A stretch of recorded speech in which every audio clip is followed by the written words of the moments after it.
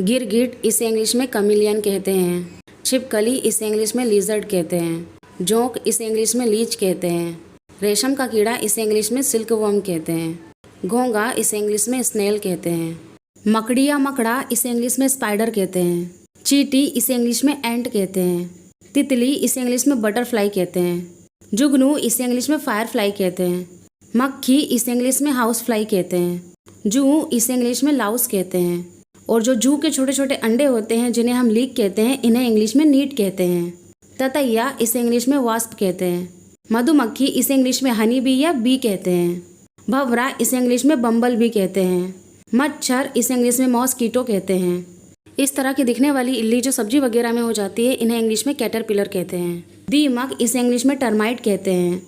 पतंगा इसे इंग्लिश में मोथ कहते हैं। ब्यात पतंगा इसे इंग्लिश में ड्रैगन फ्लाई कहते हैं। टिड्ढा इसे इंग्लिश में ग्रास हॉपर कहते हैं। टिड्डी इसे इंग्लिश में लोकस्ट कहते हैं। सोना पंखी इसे इंग्लिश में लेडी बग कहते हैं।